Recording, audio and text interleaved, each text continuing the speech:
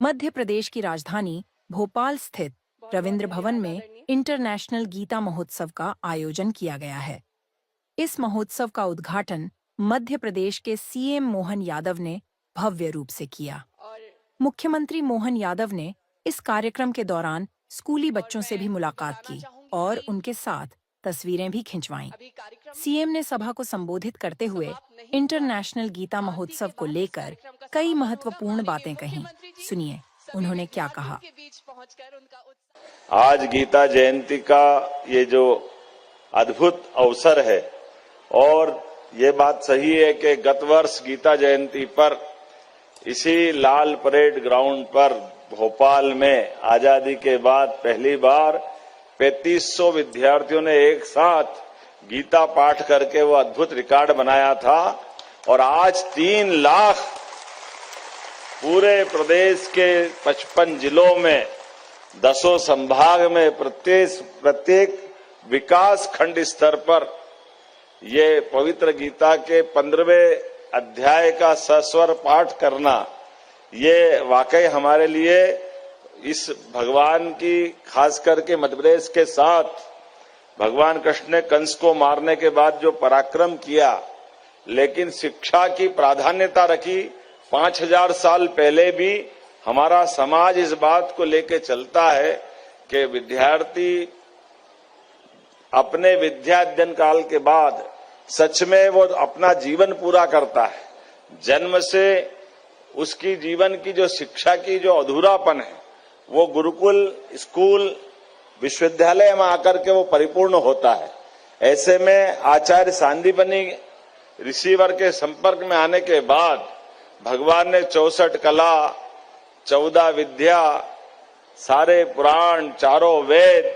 जिस प्रकार से इन सारी लीलाओं की, सारी कलाओं की उन्हें शिक्षा ग्रहण की और हमने सबने देखा कि अगर कल्पना करें केवल भगवान कृष्ण का परशुराम जी के साथ उनको जब सुदर्शन चक्र मिला,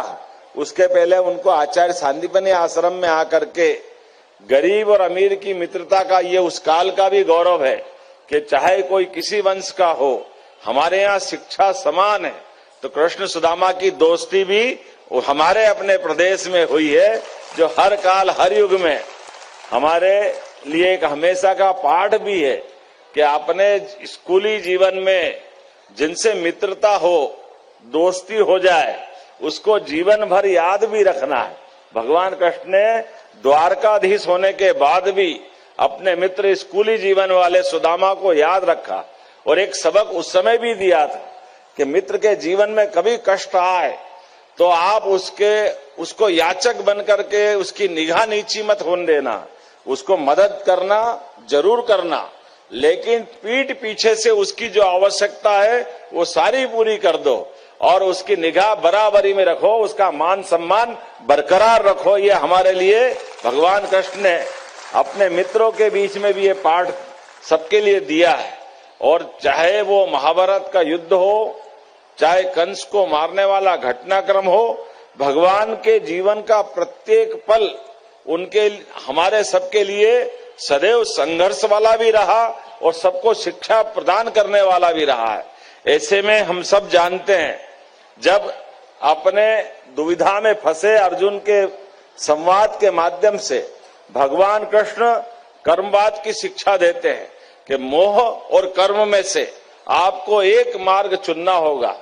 त्याग और अपने जीवन के आधार पर कर्म के लिए। तो कर्तव्य को देखते हुए हमारे सबके जीवन में मृत्यु तो आना अवश्यंभावी है।